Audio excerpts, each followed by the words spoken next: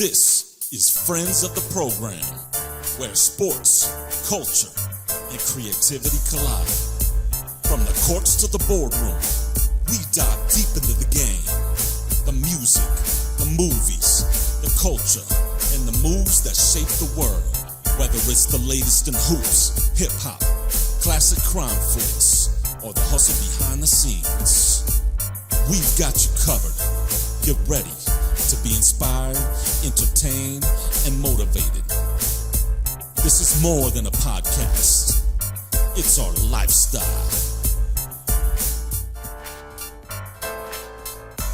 Yo, what up? It's your boy Ness, Friends of the Program, Season 3. Man, episode 23. We got the GOAT episode, the Michael Jordan episode. And that's why I'm rocking the GOAT hoodie from my people over at LAPG, LA Premium Goods. Shout out to them. Man, I've been trying to have this dude on here since season 1. For whatever reason, he couldn't make it. Season 2 comes around. He doesn't respond to me, so I'm thinking he hates me. But we finally get him in here. And for those of you that are following, you're probably thinking, like, it was supposed to be Modern Tea Room. Well, he's not the owner of Modern Tea Room, obviously. He couldn't make it today. But I am so happy. I hit him up late last night after I got the news that my boy Tristan couldn't make it in today. And I was like, yo. And I kind of conned him into coming in today. I told him that I had a bunch of merch in his size. And I was like, just show up at 5 o'clock. And he was like, I'm kind of busy, but I'll show up. And here he is. He showed up. I have no merch for him, but he showed up. So I'm really happy. But that being said, I do have something for you. So I'm going to give it to you now. Being that it's the GOAT episode, number 23 for me, you're going to get a blanket custom designed by me. Nice. We could open that later. But, let's get into it. This is my boy. For those that don't know, this is my boy, Herman Mena. He is the varsity head coach over at Eastside. Also, I'm not sure if you're still doing that or not, but you were security over there. Yeah, so varsity baseball head coach at Eastside. Been there now. I've been at Eastside now for about 6 years coaching now. Okay. 2 years now. Second year now as the head coach. Dope. Last year, to kind of rebuttal what you just said right now, last year I was doing security there. And at the end of summer, this past summer, I got in a bad car accident. Flipped my truck over. I remember, yeah. Broke a bunch of ribs, messed up my chest. How you feeling now? I'm not 100%, about 80%, getting there. But since then, I got into the classroom. I'm a paraeducator in the SPED department. I work with kids that are disabled and kids that are autistic and Down syndrome. How challenging is that, bro? Or are you used to it now? Like, so back in the day, I used to work at a school called Yellen, and that was more of a behavior type school where you dealt with, these kids that just you gotta have cholos patience, or all that kind of stuff. But yeah, that's kind of what I'm keen into here. The job's not for everybody. Right. Patience is the biggest thing. Patience is key. I got a kid. I can't say his name because you're not allowed to. Right. Even speak on him. But I got a kid that I watch daily. I'm his one-on-one, and so I kind of like an extra kid of mine now that I have in my life. So he's been through a lot of himself.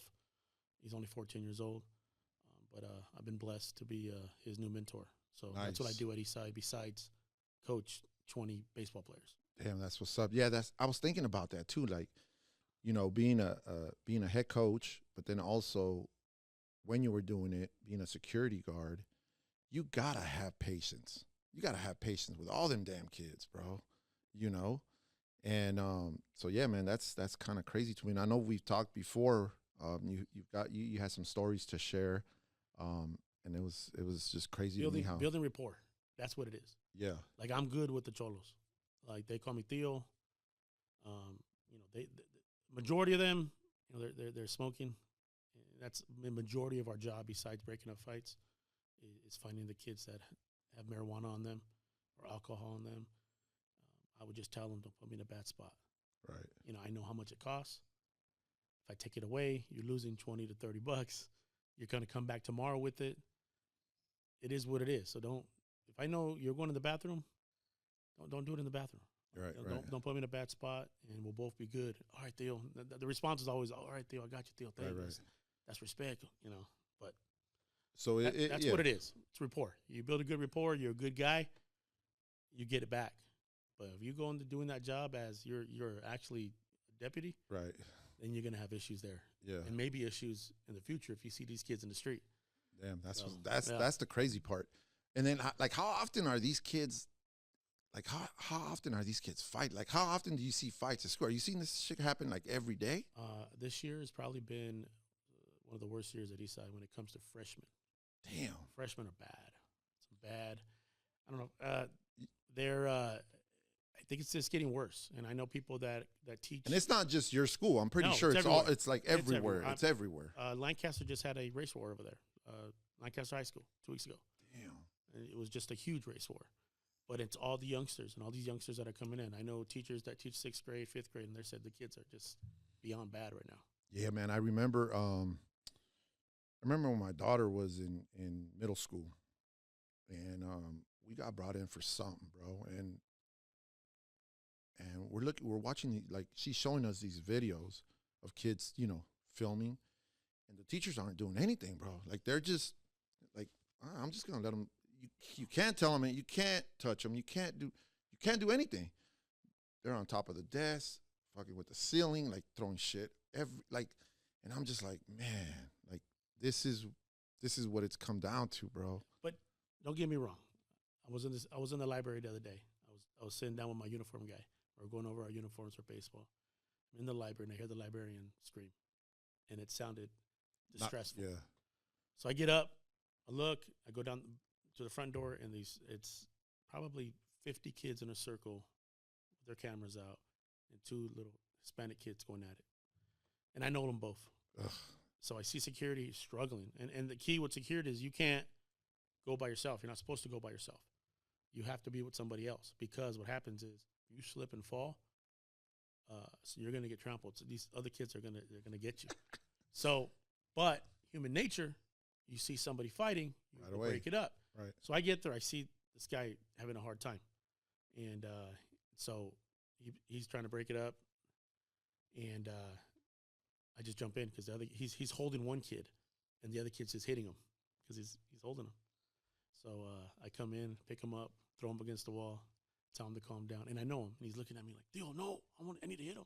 I said, no, calm down. And long story short, afterwards, man, it felt good, man. It felt good to do that again. At the same time, they gave me paperwork that I had to fill out. Oh, crap. And that's the worst part of the job, is having to go back in the office, and you're filling out a 7-page report. For every single any kind of thing. A fight, drugs, alcohol, anything. And it's stressful. That's the stressful part of the job. Yeah, yeah. The other part is easy. Yeah, but I still feel like you got to have, like you just, man, you got to be cool and collective, man. Like you can't, like I couldn't do that because I already know myself. Like I wouldn't be able to do that, man. You're a good guy. I think it comes with your soul, kind of person you are. Yeah. It determines if you can do that job or not. Man, that's crazy. So let's get into the baseball thing, man. You've always been did you play baseball as a kid? Did you how did this whole love for baseball? This is like one of the biggest Dodger fans. Like this dude is a Dodger fan. He's like the typical LA guy, right? Dodger fan, Laker fan, Raider fan. Are you a USC or UCLA? Say it right, bro. UCLA? You're a Bruin? Oh, okay. Then you're not the typical, because the typical would be USC. Yeah. But you're almost there. Did you play baseball as a kid? Played baseball all my life as a kid. High school ball. Were you born here? I grew up in Burbank High School. Okay. My mom remarried. We moved to East Los. Was in Boyle Heights from like 15 about 19, and then went on from there. But baseball career was mainly just high school. Oh, okay. And were you good? Were you any good? I was all right. Yeah. I didn't have work ethic. No work ethic. That was the problem. Oh, come on. Man. Work ethic wasn't there as a kid. Why not? I mean? Why do you think I love the game? Why do you think that was?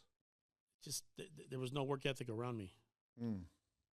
Okay, no, there was nothing around me to push me to do it. Okay, I probably should have been a football player. I wanted to play football, but I didn't want to work out in the summer. I didn't want to go to. You wanted a time off. I wanted to chill. I wanted to play street basketball. I wanted to hang out with the homies. Yeah, it is what it is.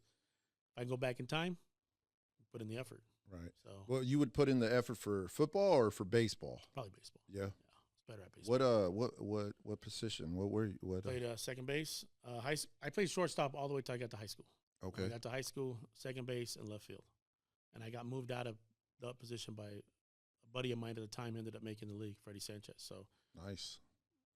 Can't be mad at that. You can't be mad at that. You know at what I mean?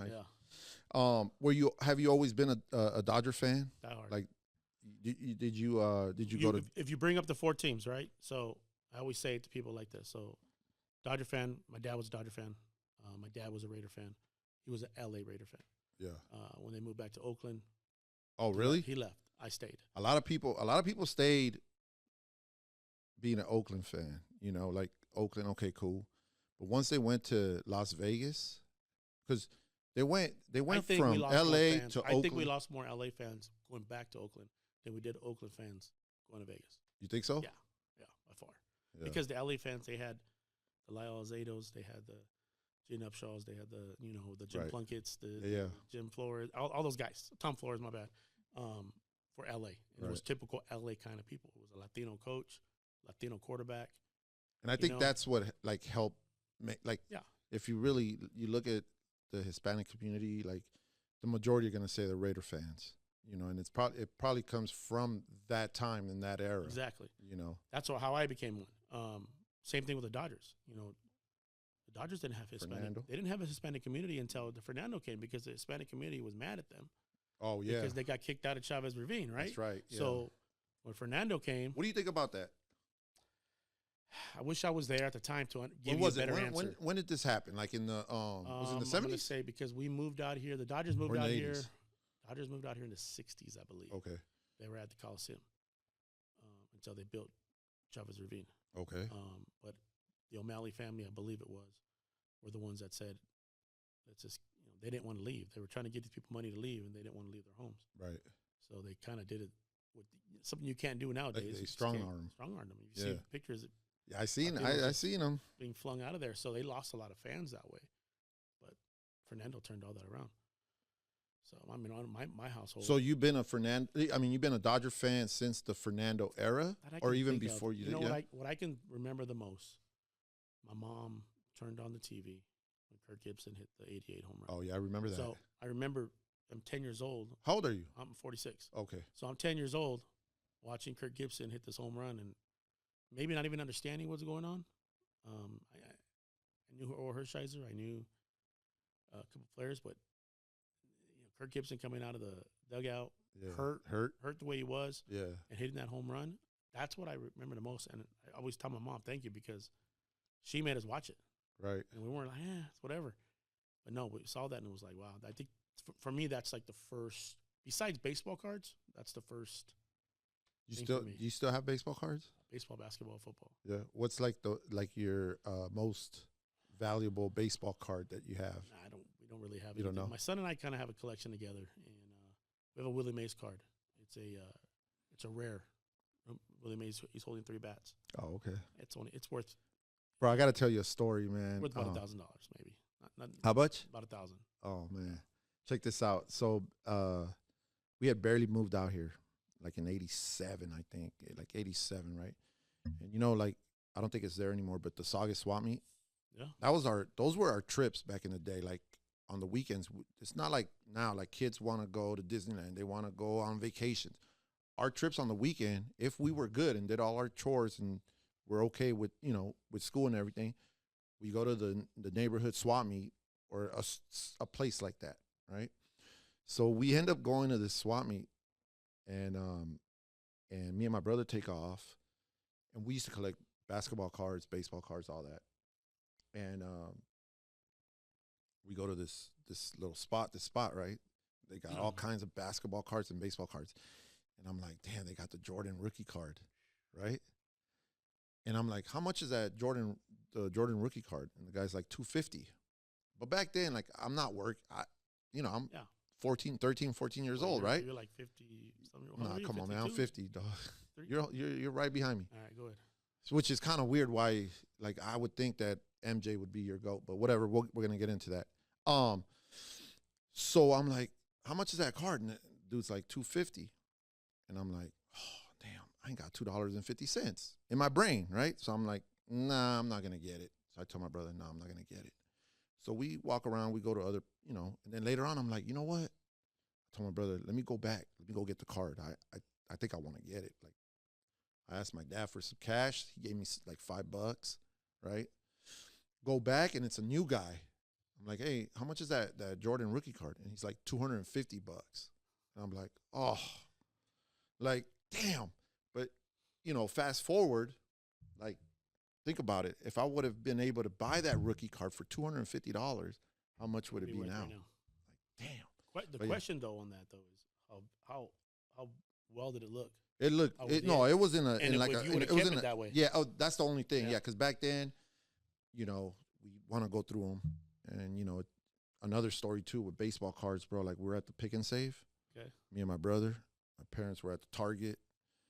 And remember back then they used to have, like, a stick of gum in like, the packs? Well, we used to open the packs just to see who the first card was in the back. And if it was, like, a good player, okay, we're going to buy it. Yeah. So we did that with this whole box of, like, Topps, like 88, whatever, right? And we're opening every pack. Not doing anything with it. We're not taking the gum out. Yeah. We're just opening the pack to see who the player is. And we're like putting it back. And then, Darryl Strawberry or whatever, right? And we're like, okay, well, I'm going to buy this pack. He ends up buying like 2 packs. I buy like 2 packs. And we're about to walk out the door. And security stops us. They're like, hey, guys, we need to talk to you guys. We go upstairs. They're like, hey, we noticed you guys open every single pack. Who are you guys with? We're like, what the hell? They're like, where are your parents at? We're like, oh, they're at Target. Okay, they told my brother, the little one, you go find your parents, bring them back. And I'm like, fuck, this is going to be all bad, bro. They come over and they think we're stealing, right? Which we weren't. We didn't steal. We actually bought a couple packs, but we opened every single one of them. Yeah. So we're talking to the manager, and the manager tells my parents, like, hey, there's nothing I can do with this box. They opened every single pack. And the reason why is because there's gum in it. And now if I tape it back up, someone chews the gum and something happens, the liability's on us. So you guys are going to have to buy this pack. And it was like $20. So my mom's pissed, bro. And like my dad's usually like, he used to be like, he was so cool. Was big money back then. Back then, bro. Like, yeah. So here's my dad paying the $20 for it. And the whole ride home, my mom's like talking shit to us. Like, man, like you guys are going to get it, blah, blah, blah, this and that. And we're like, damn. You guys are going to sell every single one of these baseball cards to make up for that $20, and you're going to give it to your dad. And, bro, like obviously we never did that again, but it was crazy, man. And I still have a box full of baseball cards in my shed. Wow. And I don't know, like what the quality is on them but. I have a great story. We grew up in Burbank, and we grew up in a street right next to Burbank Airport. It was called Fairview and Thornton. And back then, it was North Hollywood boys, and a group of guys from Playboys Los Angeles moved across the street to some apartments. And one day, I'm with the neighbor in the apartments, and we're looking through cards. We're trading cards, and I put them in my back pocket, which is the biggest sin ever, right? And I start walking to the liquor store. Well, some Los Angeles Playboy homies came to visit the homies. And they they hit me up in the corner with a screwdriver in my back. Damn. And they're like, hey, man, what you got? And I was like, bro, all I got is baseball cards, man. And I had some valuable cards in there. And they were like, we don't want that shit. I was like, thank God. And then, afterwards, I ran back to the homies, Felipe and Clementa. That was their names. They were the Playboy Cholos. Hey, man, what's up with your homies? They got baseball names, bro. What's up with your homies? And they ended up whooping their ass for doing that because we're all family in that community right there. Oh. All the cholos. My mom used to make the oldies for them, and it was all family. My brother and sister were from North Hollywood, so it was all chill. That's crazy. I was like, man, if they take, I had Darryl Strawberry in there, Dwight Gooden, all these classics back then. Yeah, man. They didn't know Mark any better. McGuire. They didn't know any better. Canseco. They didn't know any better. Hey, did you ever collect Garbage Pail Kids? My sister did. It was more Because of a girl- it was more of a I know I girlfriend, still bro. got some. Because You did, those, though. It was more of a I girl loved thing. them, bro. Like, I didn't like the things way were it looked. dope. I didn't like it. Like, they were just crazy to me. Like the graphics. Yeah. Even back then, like just looking at the graphics. We had them in the house. I didn't collect them, but they were No. in the house. Yeah. All right, so, okay, you used to live down there. When did you move up here to the valley to the AV? So that's a different. I don't know if we have time for that, but I moved to East Los. My mom remarried. My stepdad to this day. We hated it when they got together. My brother and I, because all we could think about is my mom. Someone's trying to have sex with my mom, right? That's all we could think about back then. right. We didn't think about we're about to move out. She's gonna be alone, you know. Yeah. So we go to Boyle Heights. I moved with my mom and my little sister. Hey, Boyle Heights is dope, by the So, way. yeah, I like that. I like Boyle we Heights. live right there in Woody and Lorena. So we moved there. My brother decided to go somewhere else. He didn't want to move there because he wasn't happy about them getting together.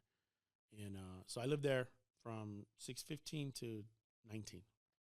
Then my dad started a security business in Inland Empire. Okay. So he reached out to me. I was living in East Los. I was working in downtown LA. Hey man, we're starting a business. You need to get in with us. So I made the decision. I moved to Inland Empire, and Your dad, not your stepdad, my your real dad. Your real dad. passed Oh. away. Been 2 years now. Rest in Pop. peace. But moved out there and started a security business. And I ran security officers from nightclubs. So I used to go to all these nightclubs at night, check on the guards. Didn't know what the hell I was doing. All I knew was I was in these nightclubs and I was somebody.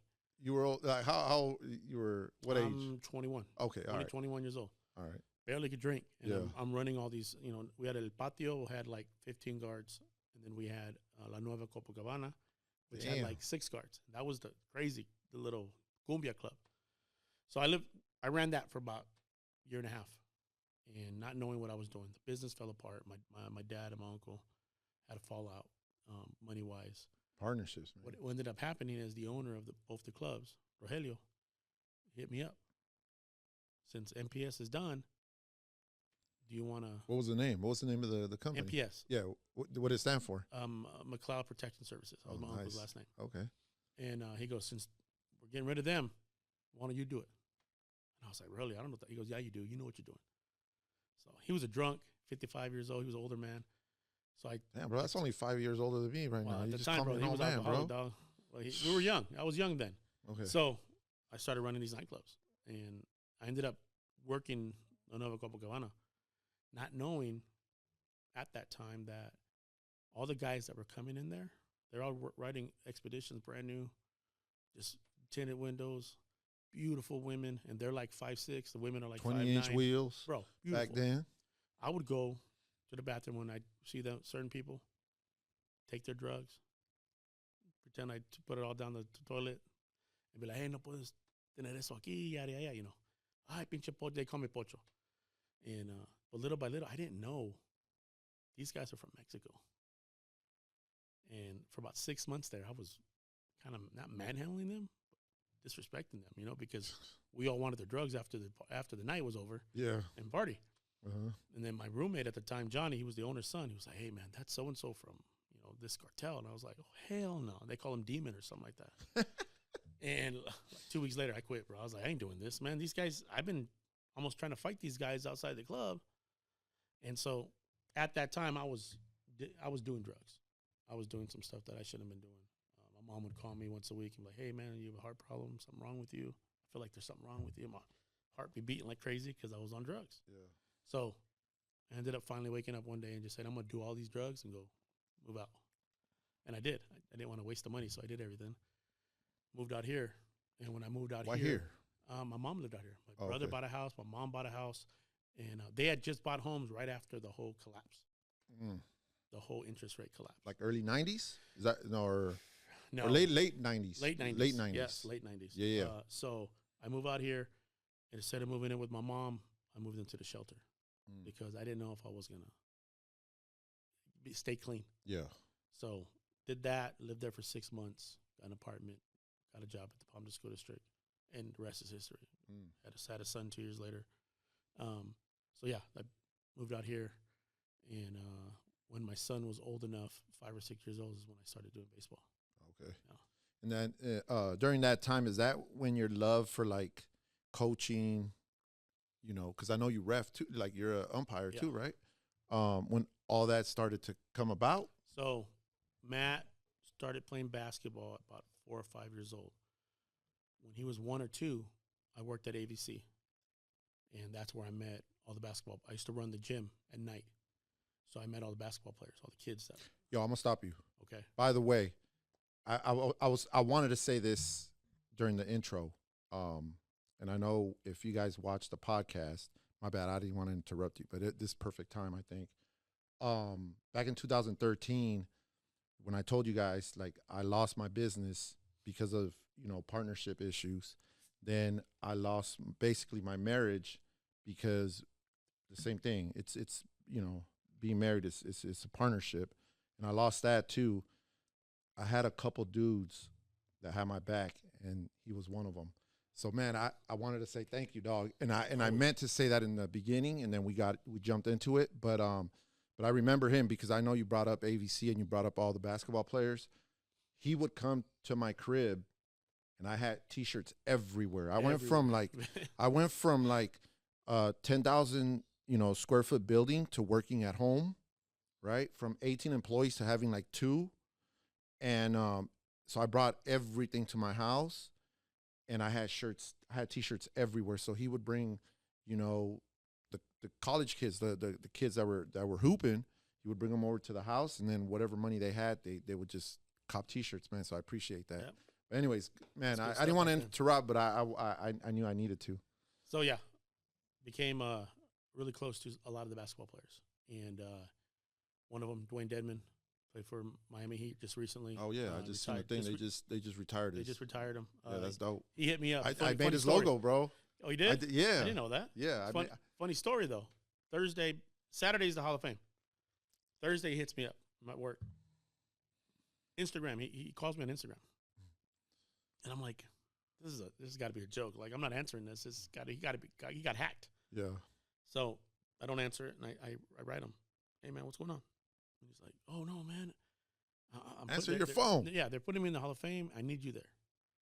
And I was like, oh, are you serious? He goes, yeah, this Saturday. Like 2 days from now.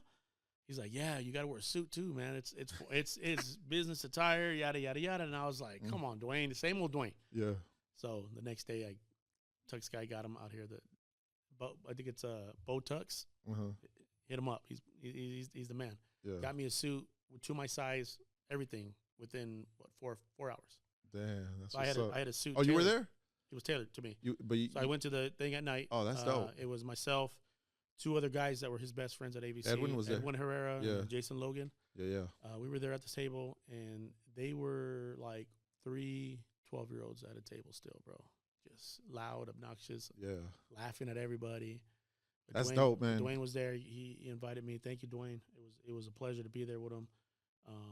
He used to sit go to my house, and I come home from work 2 in the morning, and I'd be like, what are you doing here? And he'd be laying on my son's bed at the time, Matt, and his feet would dangle over the whole thing. What is he, like 6'10", 6'11" or something? Literally would still hit the ground. At the time, he was 6'11", and he'd had the biggest, not a bowl of cereal, but like the mixing bowls, and he was tearing it up, man. And they would eat me out of house and home, but they were my kids before I had my kids. Right. And so when Matt started playing sports, that's when that all kind of stopped because I didn't focus just on what he was doing. And he was basketball. It was basketball. He was Pau Gasol and I was Kobe. Yeah, dang, that's like all it that. was. That's how it was. I have a video where he goes, Dad, I'm Pau, you Kobe. I said, all right. Shit, like that. And then a year later, we signed up for baseball at Lancaster Pony. And who, your son? My son. Oh, your son. Ever since it's been baseball. So how long you been coaching? How long you been umpiring? Coaching for, I would say 13 years, 14, almost 14. I've been umpiring maybe for 6 or 7 years. Nice. So I umpire. I started with baseball. I don't do baseball no more if I don't have to. I do fast pitch softball. Oh, okay. For girls softball. Yeah. It's the girls are better. How are the parents? Oh, the parents are horrible. Parents are just as bad as I was, bro. I mean, they're the worst, bro. They're horrible. I did one game. I remember like YMCA basketball. Yeah, I won't be able to do basketball. And it was like they were like, hey, we need a ref. We're gonna pay you $20 a game, and you could do as many games as 4 or 5 games throughout the day. I did one game. I had all these parents just talking shit, and I was like, nah, I'm out. Yeah. I was like, I'm out. I ain't doing this crap. My first it's not day, worth it. My first day on the job, man, I was ready to quit because I wanted to fight somebody. I was like, man, shut up. You don't know the game. Shut up. Yeah. But that's the part of the gig. Yeah. Thick skin and just doing your job, getting paid, and get out of there. Nice. And that's what it's all about. I make, if I go do a game in Vegas on a Saturday, I'll do 5 games. Oh, so you travel? Yeah, I'll do 5 games. I make $300 on a Saturday, and then go to the casino at night. Damn, try to double up. Try to double up. Yeah. But no, I don't. What do you play? You play roulette? Roulette. I'm a roulette guy. You got to start it off with 23, dropping everything on 23. I start everything with either 8, 24, and 44.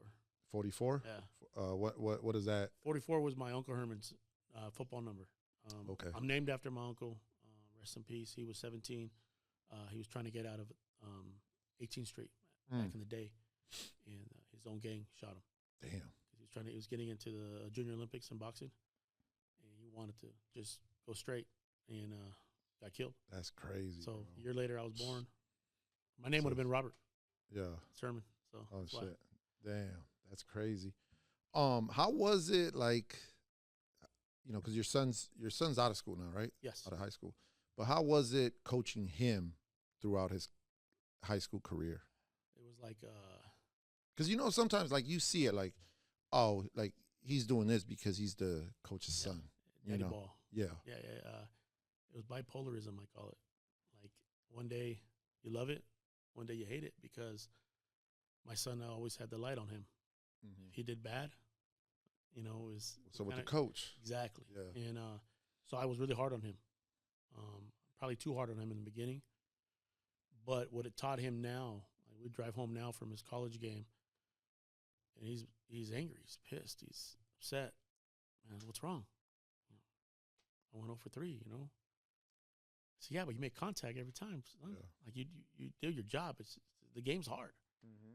I don't care. I gotta be better. And now I'm soft.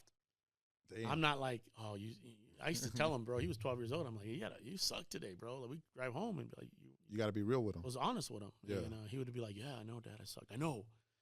And in senior year in high school, last year, he told me straight up, he goes, Dad, when I'm pitching, I don't want to hear your voice. I said, why? He said, because, man, I know what you're telling me. I already know. I don't need to hear it again. And I was like, all right, my bad. Like, it was real moment. You just got to look at him like, and then he's going to be like, I know. Yeah. Just don't say nothing. That's how it was too. Like me and my daughter, like she was like, you don't have to tell me. I already know. She would hear me and she's like looking at me like, come on, man. Like, come on, Dad. It took me a while to figure that out. Like, all right, déjalo. Just be cool with it. That's dope, man. So, my brand, right? Retro Kings, you've been rocking it. You're actually rocking it right now. You've been down with me since day one. You've been down with me since the freshness days.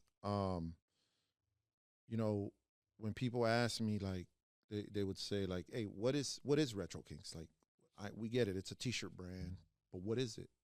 And it got me thinking, like, what makes my brand?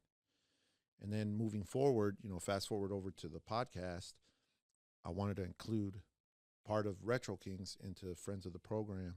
So I'm going to ask you, there's 5 elements. This is the part of the show. It's called 5 Elements, and which is what I think are the 5 elements that make up my brand.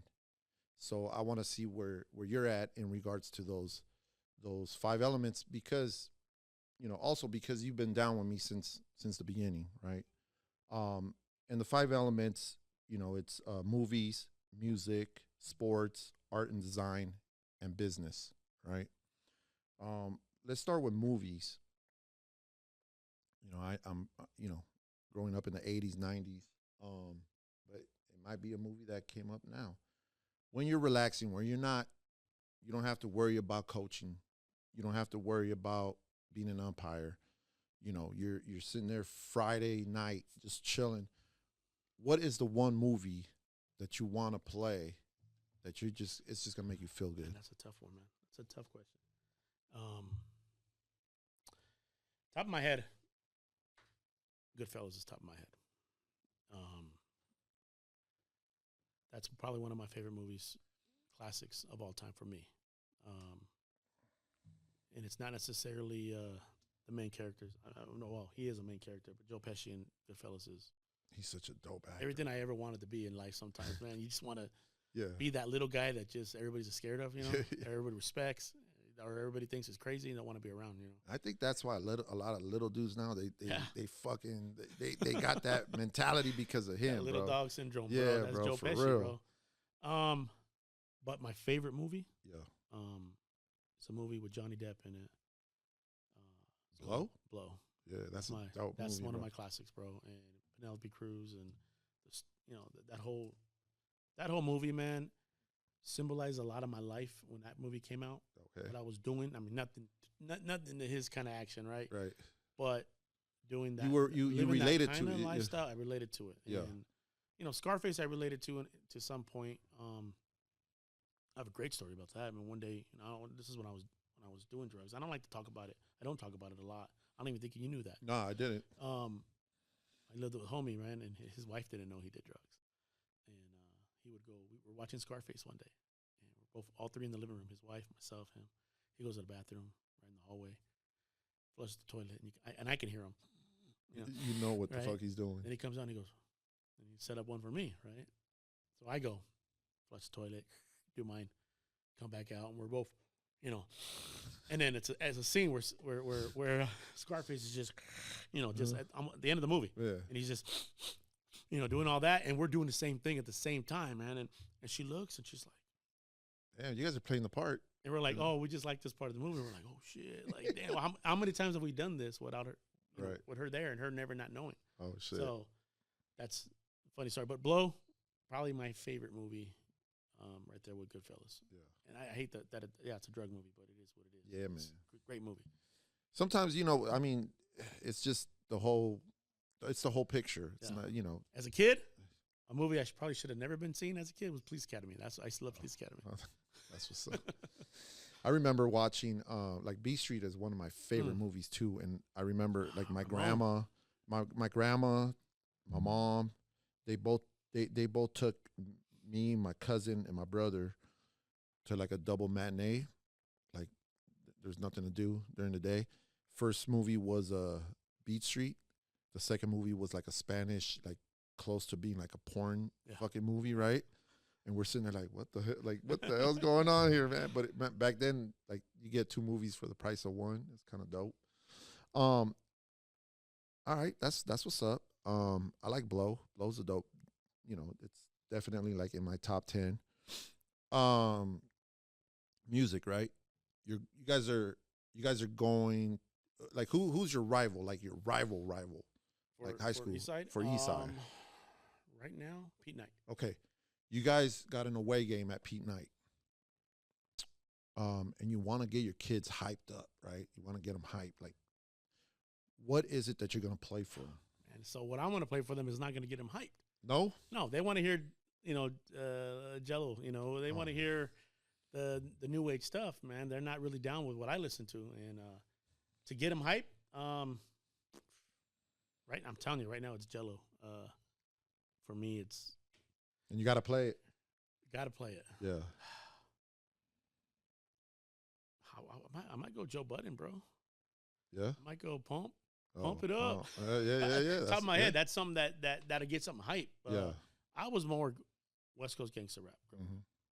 I think I was 10 years old when NWA came out, and listening to my brother and his homie listening to NWA when it first came out was like, what is this? Yeah. You know, and I still didn't understand it then. I was just 10 years old. It wasn't until I was like freshman in high school when my homie Terrence was going, I got my mind on my money and my money and my mind. And I was like, what the hell is that? Mm-hmm. You know, and then understanding West Coast gangster rap from there. That's all I was into back then was West Coast gangster rap. I didn't care about nothing East Coast. I was West Coast biased. So, man, there's so many songs, bro. Bow Down. That'll get you hyped up. Anything West Side Connection. You know? Yeah. But you don't but it's true though, like the kids now, like they listen to that and it's like whatever to them, you know. I have a playlist that and it's censored and it has to be my playlist that I your own, okay, like old school playlist. I make them listen to it, you know, and they like Tupac and they like a little bit of Ice Cube but they're not into like, I'll play, Back to the Hotel, I'll play Loonies, I'll play MC Breed, and they're just like, whatever, coach, Damn, that was my music. I know, yeah. So. You know what's crazy? Like my senior year in high school, our song like during basketball season was fucking MC Hammer, bro. Wow. And touch this? But yeah, can't touch this, bro. Like, and I'm sitting there Was like it- now, like looking back, like damn, Too legit to quit, or too legit to quit. One of those two, you know what I mean, or probably both. But it's like, damn, really? yeah. MC Hammer, come on, man. Yep. All right, so we did the movies, we did the music, sports. Let's jump into sports, right? And this is where me and you, when we text, we go back and forth, whether the Lakers are playing the Clips or whatever. You guys are winning championships and we're not. You're not. What made you? Yeah, we're not. And I don't even know if, I saw a thing the other day where being 50 years old, it's like living 66% of your life already, right? So I'm sitting there like, fuck, man, am I ever going to see the fucking Clip? I'm already almost at 70% of my life. Am I ever going to see the Clippers win a championship? And I just don't know, man. I don't know if, but Laker fan, like why the Lakers? Like what made you become a Laker fan? Magic. And then a Kobe fan. Magic. I mean, yeah, right? Started with Magic from Okay. Showtime. And I was still young at that time. But it was Magic. Magic came to the Lakers. Showtime. The Showtime yeah, era. Yeah, it was big time. Magic, Worthy, When Magic Kareem, announced that he had AIDS. Byron man, Scott, When Magic announced Michael he had Cooper. AIDS Oh, in man. 1992, I was in tears. I was in tears, man. Yeah. Like that was, nothing. It's crazy that man. So when you go to Kobe and you go to Magic, you think these guys are immortal. You think that nothing bad can happen to them. And Right. I remember as a kid going, Magic Johnson is going to die. Yeah. Like, Yeah. how'd this happen? Yeah. And I remember being in tears and not understanding, like, man, he's human. He's human. Mm-hmm. He freaking sky hooked that shot in, what was it, in 88 or whatever it was. He was amazing. Against the Celtics. He was just, he was the man. Yeah. And, we go forward now to Kobe. And I remember when I got the news, I was umpiring. I was behind the plate. And I can hear people, you hear the chirping behind you. That's crazy, bro, because the Kobe thing, you'll never forget where you were. No. I'll never forget where I was, bro.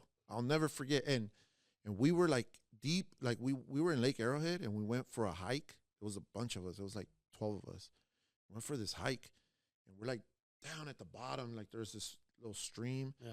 Service sucks, right?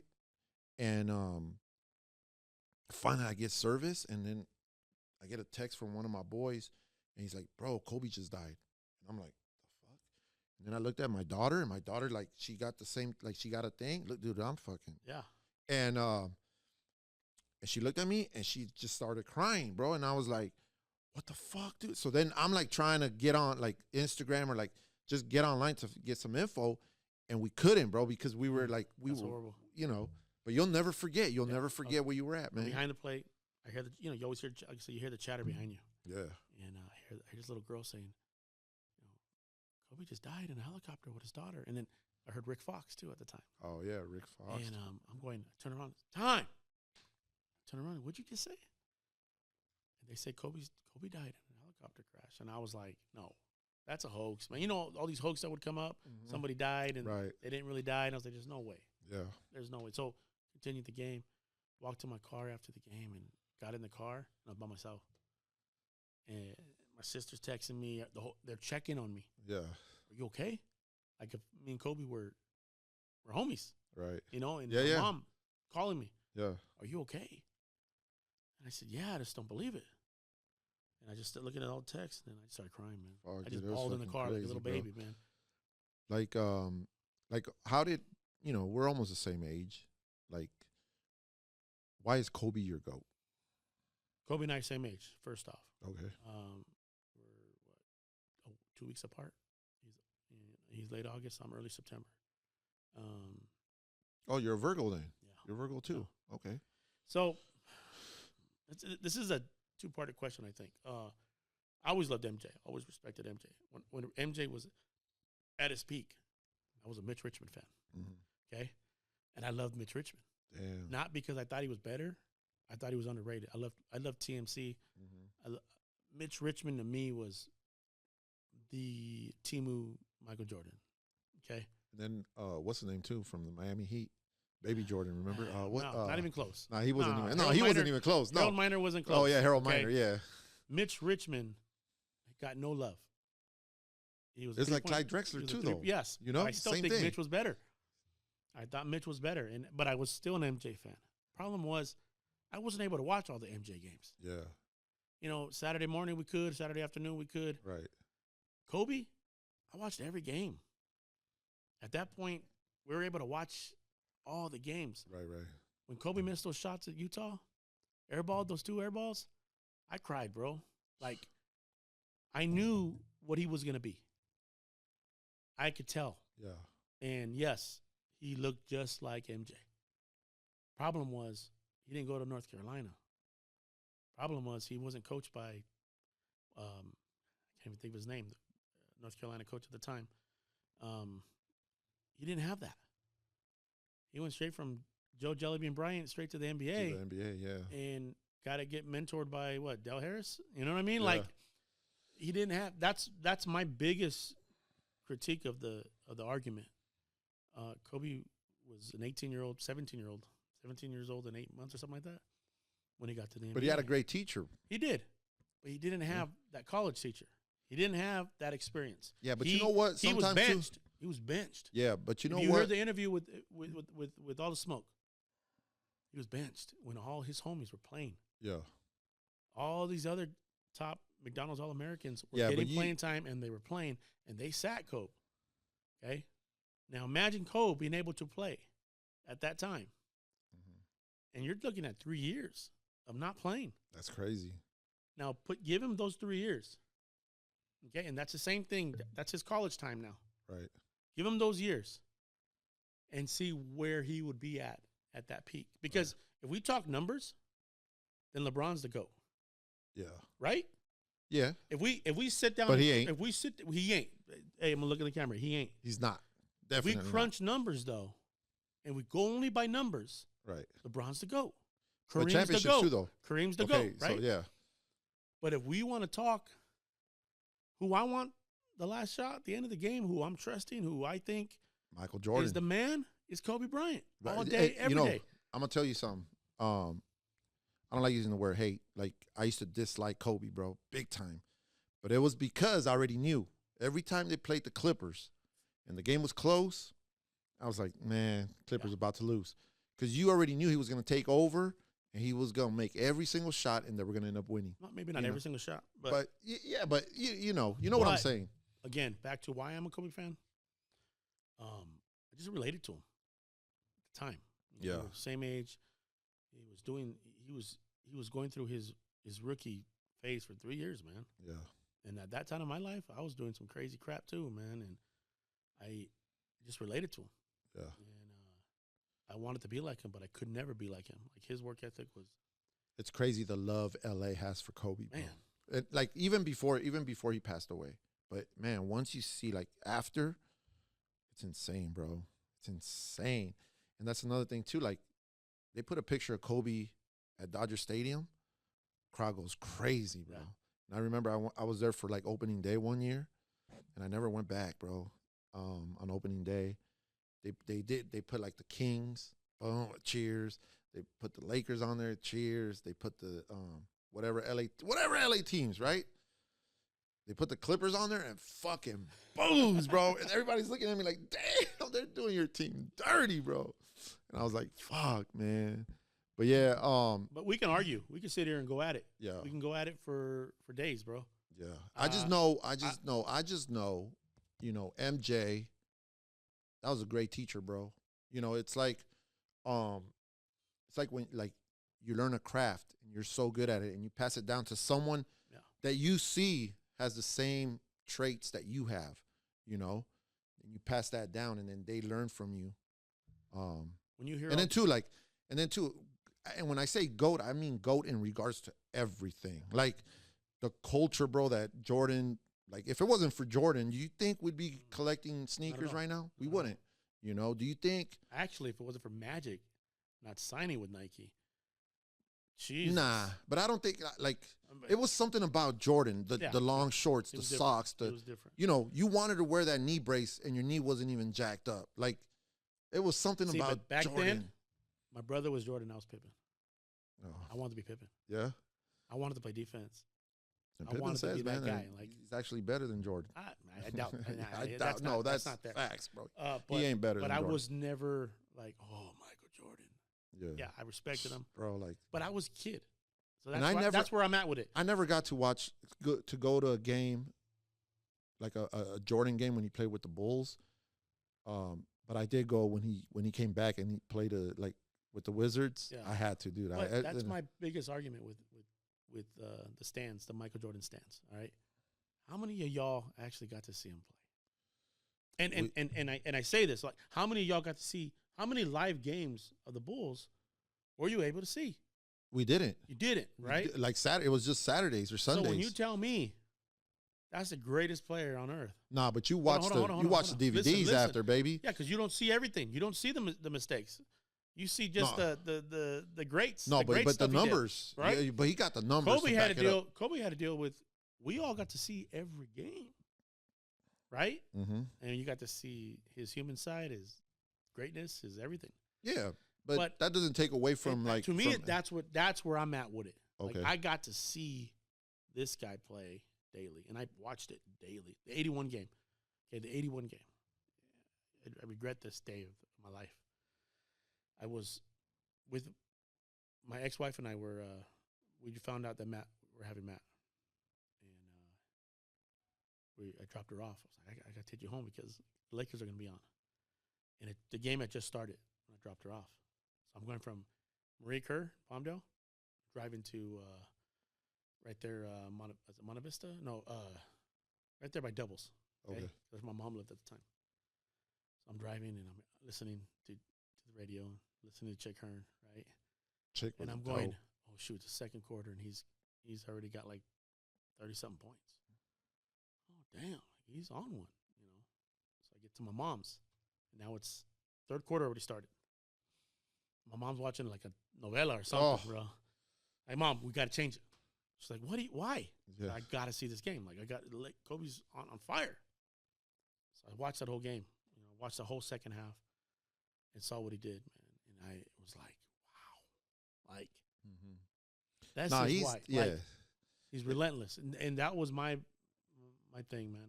I respect Michael. Love Michael Jordan. Think he's great. But I think he's number 2. Yeah. And that's all I can say. He's number 2. He's close. He's number 2, though. All right. I mean, hey, you know what? I'm not going to – I mean, we can sit here and argue because I know who number 1 is, you know. But, I mean, you're entitled to your own thoughts. We'll agree to disagree. We'll agree to disagree, yeah, it's man. like the red beanie you're wearing. We'll disagree to disagree. I had to today because, I had to, you know. Remember the last time I saw you? Today, the last time I saw you a month ago, you look like Cheech. You look like a mix of Cheech and Chung together. I was wearing some kind of outfit that was. Sometimes I just don't give a damn anymore. I just, you know, I want to be comfortable. Hold on. If you know Ness, though, Ness is always to the T's. His shoes are always on point. Yeah. I'm pretty sure you have 35 to 40 pairs of shoes at home right now or more. Yeah, okay? Probably more. So when he called me and said, "Hey, will you come and do this?" I was like, "Oh, how do I?" Yeah, well, they don't show the, you know, it's like anchors. You know, you don't see the bottom down. I'll just wear one of these, and there you go. I have time to get a haircut, so I wear my LA hat. You're all good. But you when I come to see you, it's like a fashion show. You know, you gotta step up your game when you come hang out with Ness, because Ness is gonna wear some nice stuff. Yeah, right. Yeah. Man, all right, moving along, man. Okay, we did the movies, we did the music, we did the sports. In regards to art and design, right, which is like my biggest element in this whole thing. You being a coach now, do you get involved with designing like the uniforms for your players? Yeah. Yeah. What we did this past 2 months ago, got them in the classroom, put up on the screen. I brought my uniform guy. We use BSN, guy named Tony Cubio comes out. He's not really necessarily a designer. It's mainly just pieces. Sales guy, like part of that. Yeah, and he puts pieces up there, and we tell them what we want. And so the boys, I let the seniors decide every year what they want. That's dope. And this year they wanted the same away jerseys as last year. They wanted black and white and pinstripe for home instead of the purple and white. So it looks like the White Sox. Yeah. Kind of with gangster lettering across the chest. And then they made a City Connect jersey. Oh, that's dope. So the City Connect jersey is Laker colors, except because we're purple at Eastside. Yeah. And so we don't like purple, so we did like a grayish, like a dark gray with the Laker thing over the top, but it says Eastside. And then City Connect. So on this side it says Coach Parker. It says Chop, shout out to Coach Parker, man. Rest in peace, man. It says Chop Chop, because back in the day when Coach Parker worked there, he used to get on the mic and say, "Hey, Eastside, get to class. Yeah, you know, chop chop." You know, so we're adding that to the sleeve, and on this side we got poppies. So that for us, for Pretty Little Poppy. Pretty Little Poppy, pretty much. Man, that's what's up. You know, you guys do that now. AV Alta's doing that. They all got mad love for the store, bro. And then on the back, instead of their last name, it says Bandits. That's their little, their little like clique. Okay. The Eastside Bandits. So damn, they have a little bit of love, of a little bit of L.A., a little bit of Coach Parker, a little bit of Lancaster. You know, and it's all like what they want too. What they want, yeah. That's dope, man. Okay, let's go. Let's move on to the last one, bro. Business, right? What did it teach you? Like when you work for your dad at that security company, and then when he stopped doing it, and then you did it. What's the one thing that business taught you? Work ethic. You know, it was funny because my dad, I was thinking about him today. I wake up every morning at 5 in the morning. It's a clock. You got to wake up at 4, bro, like Kobe. It's a clock. I'm not Kobe. You got to wake up at 4. That's why he's the GOAT. So it's just a clock system for me, man. I get up at 5 in the morning. I'm wide awake. And I used to always wonder. That just means you're getting old. Like yeah, it's exactly that's what it is. Because I don't need an alarm either. I remember when we worked in the security business, he'd come and get me at 7 in the morning. Why the fuck you still asleep? Like, I fucking just got home. Yeah. You know, but what I learned was, no, man, if you make money, you need to make money early. You need to get up early. You need to start your day early. Yeah, your day could be done at 1 o'clock. Yeah. You're missing a lot of time every day. And you think about it too, like, especially now, you wake up at 9, it's already lunchtime on the East Coast, bro. Exactly. You know what I mean? Yeah. Like there's been like they are ahead of us this much, you know. That's what's up, man. That's dope. That was all 5 elements. That's one of the things I wanted to include into my show, just to see where my guests are at. Moving along, your coaching career, right? Where do you see yourself 5 years from now, 10 years from now? If you would have asked me this a year ago, I probably would have said I'm done. But I got boys that have already asked me, Coach, you're going to be here in 2 years? And when I went home and I thought about that, and I said, man, I got 15-year-old, 16-year-old young men that are looking up to me to see, you know, where they're going to be if I'm not there. Yeah. And if I'm there, they're going to stay there.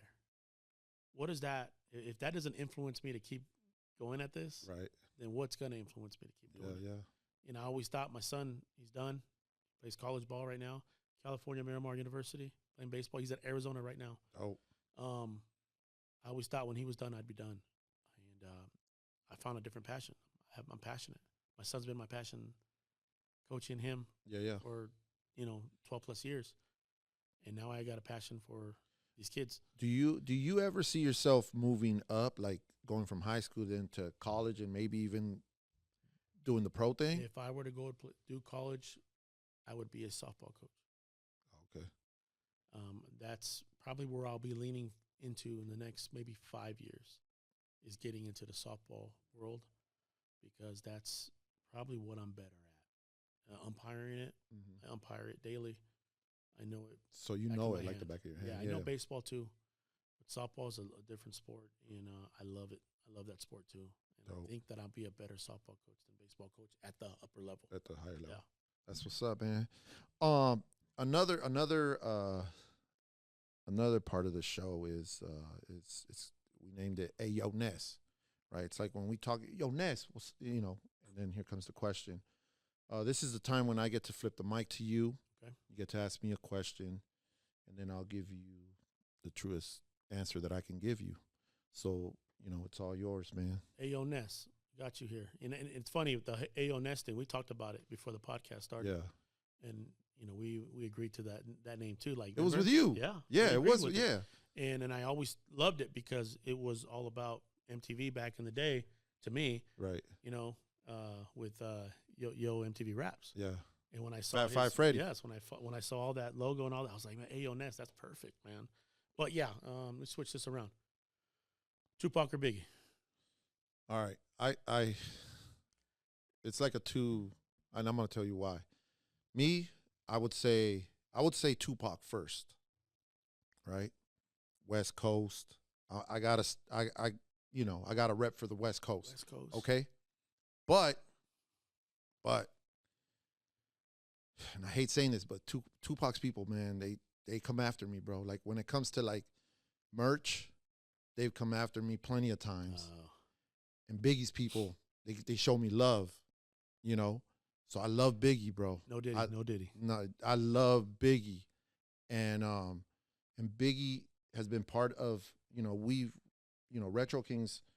A couple weeks ago, it was 11 years, right, for Retro Kings, but it goes deeper than that with the freshness. Almost 20 years. And since Biggie came out, I've been doing Biggie designs, and they've had love for me. They leave me alone, bro. They allow me to make whatever money I make selling Biggie merch. They've allowed me, knock on wood, they've allowed me to. And I try to show love to Tupac, bro. And I reached out to, to their camp, and nope. And even though I look at my merch compared to theirs, and I'm like, yo, what the fuck? Like, you guys need to be using my shit. Like, nope. And I get it. It's all politics and bullshit. But at the end of the day, I rock with Tupac, but I got to say Biggie, dog, because Biggie's allowed to put, it allowed me to put food on my table. You know what I mean? So I'm going to go with Biggie. All right, to get into the next question, my favorite Biggie design you've done is the Jordan.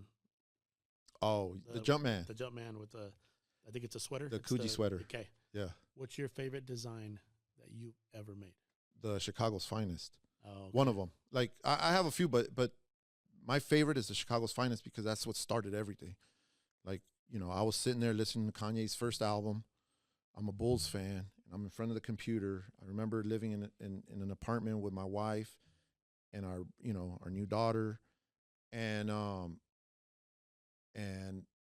listening to the album, and I'm like, and remember back then he used to wear the shutter shades, and all I did was put the shutter shades on the Chicago Bull, and then I put Chicago's Finest underneath and like a script, and it was like a 5-minute design, and we sold thousands of those. We sold them to I think Zoomies. We sold them on Carbon Loop. Like it was everywhere, and it allowed us to do magic, like all this shit, right? That's I gotta say, because that's what started everything for me, But there's a couple, there's like the ringless one that I have, where it just says ringless, and it's like a love letter that Jordan's sending to everybody that didn't win a ring. That's another dope one. The one with the BBS wheel, from Paid in Full. Like I have, there's the DJ Clue one. The DJ Clue design is dope. That's dope. And everybody loves that one. Yeah. I never sold that one. But yeah, I would say the Chicago's Finest. All right. Yeah. Last question. Kerr or Paxson? Man. Damn, they were both kind of like. Gotta pick one. Yeah. Who's right there with Michael, next to Michael? Damn. It was both of them, dog. You gotta pick one. Horace Grant, baby. I'm gonna have to go with Paxson, bro. Same. Yeah, I gotta go with Paxson. I still, and just trying to think back, I remember the name Paxson more, like handing it off to Paxson for the shot, But yeah. First shirt I ever bought from you. You had your store here across the street. to the right over there. I was going Black Ribbon Sports. Black Ribbon Sports. I was going to Slaughterhouse concert, and I needed a shirt. So I walk in there. Your brother-in-law's working at the time at the front. Oh, The Mario. register, Mario. Yeah. And his homie, I forget his name. He's married now. He's Trevor. No, not no. Trevor. Forget his name. Uh, Good-looking kid. Good kids. I buy a Freshness shirt. It said Freshness, all black, kind of like sparkly. I don't remember what it was. It was not sparkly if it was I don't know Freshness, bro. What it was, Come bro. on, I forget. though. It was a dope shirt. Yeah. Took it. I still have a picture with Royce the 5'9" with Joe Bud, and I'm right there all freshnessed out with your Yeah, shirt that's dope. representing. So every concert I've gone to, I have either a Freshness shirt or I have a Retro King Like shirt. I said, hey, all day. this dude right here has been a day one, man. Like, you know, and much love too, because 2013 was a fucked up year for me. Yeah. And you were there. You were one of the few that were there. We're getting to the end of this. I just want, it's going to be your time. Let people know they want to reach out. Maybe they want to try the umpire thing. Maybe their kid is getting ready to go to East Side or something, just let them know how they could get a hold of you, whatnot, on Instagram, whatever, Facebook, whatever you may have. Yeah, if you're in umpiring, I'm on IG. I'm Coach Mena 44. If you're ever interested in coaching or anything like that, hit me up. Interested in meeting this guy, hit me up. But I'm not really representing. I'm just here. I'm here for him. That's what it's all about. This whole No. We were here for you. It says it here, friends of the program. Yeah. And that's what this is all about. And that's what he's always been about. He's been that guy, and I love him. I respect him, and I'll always be here for him. So No doubt. thank you, brother. Appreciate All right, it. man. Hey, thank you guys. Yep. And remember, when it comes up, man, on Friday, make sure you guys make sure you guys comment, make sure you guys share it. We ain't getting paid for this shit, man, but I am starting to really love it, man. That was fun. It's episode 23, man. Shout out to the GOAT. And yeah, Kobe. man, we got the Kobe one next. So, peace.